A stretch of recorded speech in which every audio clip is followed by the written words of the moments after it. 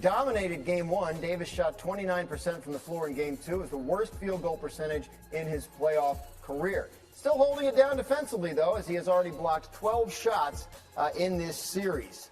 So, Legs, when we look at the Lakers, what do we make of Anthony Davis and his performance so far in this series and what he needs to do going forward? Yeah, I just didn't think he had great energy. The other night, I thought that he accepted the double teams a little bit too easily, and he didn't take advantage of other ways that he can, avoid the double teams, which is run the floor, get up, get something in transition, running the floor, also get on the offensive glass. Those are two areas that the double team won't come into play. He seemed to be pretty content to pop out to the wing, catch it, understand a double was coming, and then just give it up, and that was the end of the possession for Anthony Davis. Can't be. He's too talented. He's a guy that can put his stamp all over the game on both ends of the floor. His mindset has to be different. Collectively, their team mindset has to be different about Anthony Davis. It needs to go through him, but he needs to help himself by having a better energy level and finding other ways that he can put points on the board rather than just catch it, understand he's going to get doubled and give it up. He has to be more forceful when this game starts. You'll be able to tell right away where he's at.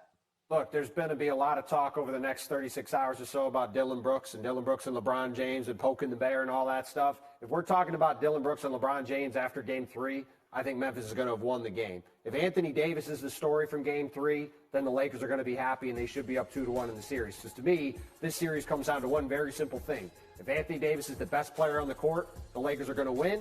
And if he's not the best player on the court, the Lakers are going to lose. That's how Game 1 and 2 went. I think it's how the rest of the series is going to go. And he, to me, is the key to the entire series. I don't want to hear about Dillon Brooks if I'm the Lakers. I don't want to hear about LeBron James. It's got to be about Anthony Davis, to Tim's point. They got to get him involved early and often throughout the game. Because if he's playing the way he did in Game 1, they should come back. They very well can, I should say, win this series. You don't want to hear about Dillon Brooks, but Dillon Brooks makes sure that you do. Listen, Dillon Brooks makes sure you talk about it. No question about that. Like, he calls out LeBron after the game the other night. He says he likes to poke bears. He says the guy is old. He's not what he used to be. Like, what do you expect to see from LeBron after all this? Yeah, look, I think LeBron's smart enough not to get caught up into this where he goes out and gets out of his lane in ways that he has to lead the team. He's not going to just turn this into a one-on-one versus Dillon Brooks. I agree with Bontemps completely. If that happens, Memphis has won, and Dillon Brooks has accomplished what he wanted to. But having said that, doesn't mean LeBron James can't go out there, get 35, 40, and also control tempo, facilitate, get guys open three-pointers, and just clearly be the most dominant force on the floor. He can do that without obviously trying to make it about Dillon Brooks, and I think that's what I expect LeBron James to do. The defining characteristic of LeBron James' career is that he always makes the right basketball play, right? You go all the way back to when he got criticized for passing to Danielle Marshall for that corner three way back in the beginning of his career. It was about, he should have taken the shot. Instead, he made the right play. To Tim's point, he's going to make the right plays in this game. My question is, how much energy does LeBron James have? He hasn't really exerted himself and asserted himself these first couple games this series. Let's see if he's capable of taking over still over the next 5 games. Yeah, if the Lakers advance, we could be having similar conversations to what we're having about the Suns in terms of their older guys and how they could hold up, even as great as LeBron obviously is. That Game 3 is tomorrow, as I mentioned, but we haven't going to do that. I thought about Hembo's hint during the timeout to think about series. Guys played a lot of series, a lot of long series. Go back to 2008, the Boston Celtics played 7 games against the Atlanta Hawks in the first round, and then 7 games against the Cavs in the second round. They went on to win the title, played 26 games. I'm going to guess Paul Pierce because they played 26 games. I'm sure I'm wrong, though. Good logic, good guess. It is not correct. Yeah. The answer is Tim Duncan. 1,021 minutes in the 2003 I'm on 2 hours sleep, and this is an insane question. So I give up. Shaq in 2000 is second, and then Paul Pierce. It isn't Tim. Paul Pierce in 2008 is third on the list. Third. 990. Right. I keep guessing second or third on the list and not first. It was not a bad guess. We want to tell you now about some guys that could challenge for the answer to that question. The Suns. They're playing the Clippers last night in Game 3. Series is tied at 1 game apiece. Third quarter, Suns up 6. There's Devin Booker hitting the tough fadeaway jumper off the inbounds play. It puts the Suns up 9. Later in the third, they're up 11. Chris Paul's going to get the steal. Suns in transition. Who do you give it to? Give it to Durant. See what he can do. Yeah, that's got a chance to go in.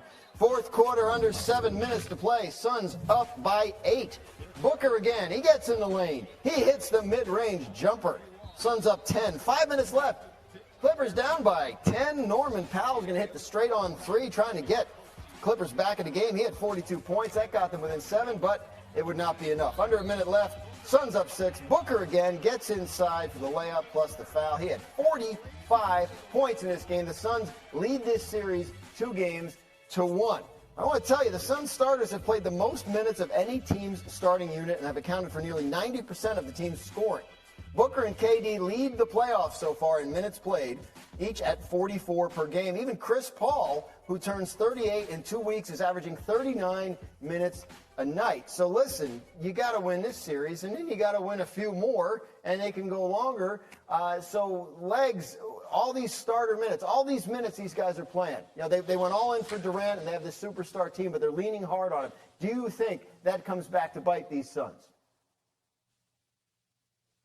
You know, normally I would say no. I'm one of those guys that I just don't want to hear about minutes. It drives me insane anytime the topic comes up. Normally, this is a little bit different because this is pretty extreme. You're talking about guys averaging 40 minutes a night, particularly Chris Paul. That's where my main concern would be, because he has a history of breaking down in the postseason.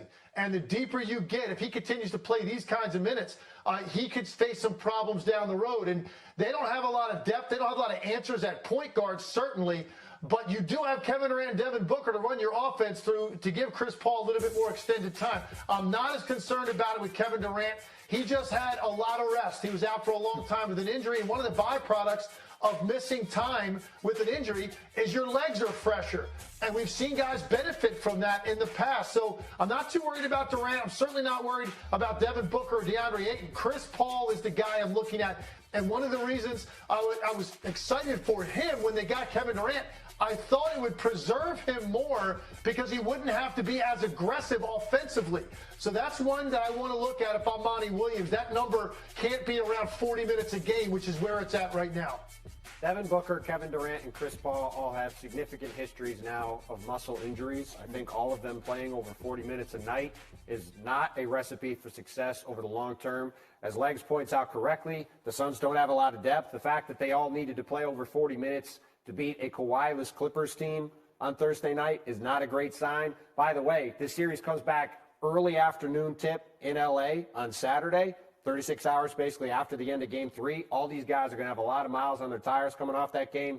So, to me, the Suns have to win these next 2 games, get this series over with, and get to that series against Denver with as much rest as possible before they have to go into altitude and play the top-seeded Denver Nuggets in the second round. You mentioned that the Clippers were without Kawhi Leonard, kind of a surprise. Yesterday afternoon, we found out he wasn't going to play because of a knee issue. Legs, if he can't play in Game 4, is that it? Are the Clippers done? Yeah, that's it. Phoenix will sense that moment, and Kevin Durant is the ultimate when it comes to having a killer instinct and knowing the moment. And they know if Kawhi Leonard doesn't play in that game, Suns pretty much know they can win and go home, close it out, and that's going to shorten the series, which could be important when you look at potentially Denver, might sweep that series. You're going to have to get as much rest as you can for all of the reasons that we just said, how thin they are on their bench, the minutes they've already played. Kawhi Leonard doesn't play in that game, Phoenix will understand the significance of the moment and being able to wrap that up when they go back home and make it a 5-game series.